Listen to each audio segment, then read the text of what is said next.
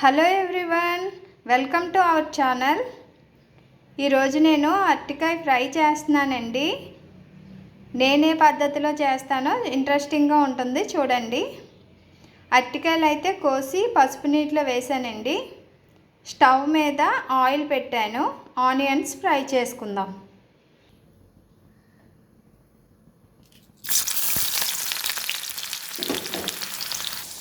Onions వేగుతున్నాయి కదండి, ఇందులో అరటికాయ వేసుకుందాం.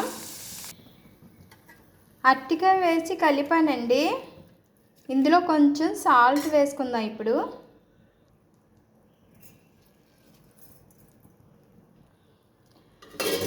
ఉడికే వరకు మూత పెట్టుకుందాం అండి.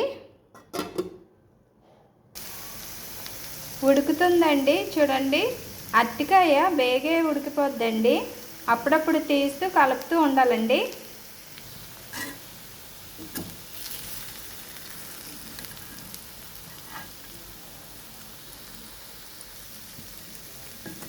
చూడండి, అప్పుడే ఉడికిపోయింది.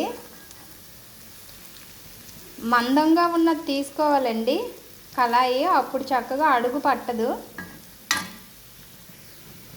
చూడండి, ఉడికిపోయింది కదా. ఇప్పుడు నేను చిల్లీ పౌడర్ యాడ్ చేస్తున్నాను.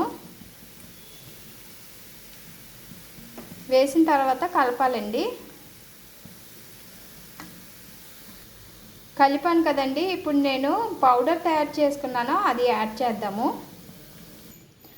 నువ్వులు, పుట్నాల పప్పు, కరివేపాకు, ఎండుమిర్చి, ధనియాలు, జీలకర్ర వేసి నేను పౌడర్ తయారు చేసుకున్నానండి. వేపేసి మిక్సీ పట్టాను అనమాట. అది యాడ్ చేసుకుందాం. పుట్నాల పప్పు వల్ల విడివిడిగా ఉంటుంది అరటికాయ ఫ్రై, అందుకే ఇది తయారు చేశాను. నువ్వుల వల్ల టేస్ట్ వస్తుందండి. ఇది కర్రీలో వేసేద్దాము.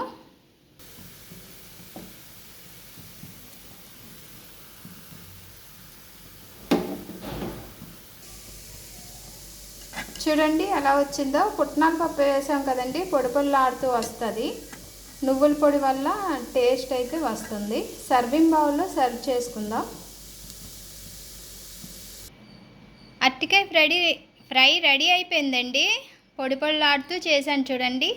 నేను నువ్వుల పొడిలోనే కరివేపాకు కూడా మిక్సీ చేశానండి, అందుకే అక్కడక్కడ గ్రీన్గా కనిపిస్తుంది అనమాట. ఈ వీడియో కనుక మీకు నచ్చినట్లయితే like and subscribe to my channel. మరిన్ని వీడియోస్ కోసం నా ఛానల్ని సబ్స్క్రైబ్ చేసుకోండి. ఈ వీడియోకి అయితే ఒక లైక్ ఇవ్వండి. చూడండి ఫ్రెండ్స్, అరటికాయ అయితే బేగా ఉడికిపోతుందండి. బేగా అయిపోయే రెసిపీ అనమాట. సైడ్ డిష్గా బాగుంటుందండి. మరిన్ని వీడియోస్ కోసం నా ఛానల్ని తప్పకుండా సబ్స్క్రైబ్ చేసుకోండి. Bye friends.